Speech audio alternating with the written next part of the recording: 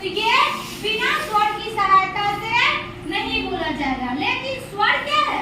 स्वर थोड़ा सा घमंडी है, ये किसी की सहायता नहीं लेता है।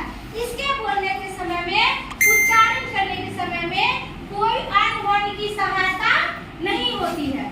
स्वर वर्ण की उच्चारण में कोई अन्य वर्ण की सहायता नहीं होती है।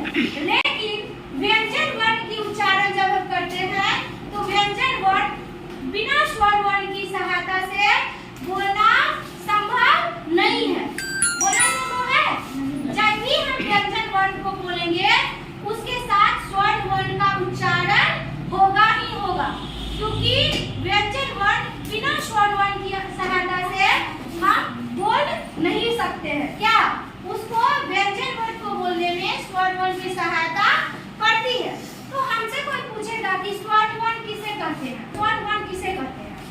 क्वेश्चन अगर हमसे पूछे कि स्वर वर्ण किसे कहते हैं, तो जिस वर्ण की उच्चारण में किसी अन्य वर्ण की सहायता नहीं लेनी पड़ती हो वह क्या कहलाता है? स्वर वर्ण कहलाता है। और व्यंजन पूछा जाए कि व्यंजन किसे कहते हैं, तो जिस वर्ण की उच्चारण में स्वर वर्ण की सहायता पड़ती हो वह क्या कहलाता है? व्यंजन वर्ण कहलाता है। समझ में आया? आ गया? किसी को दिक्कत है? और भी किसी को दिक्कत है? इसको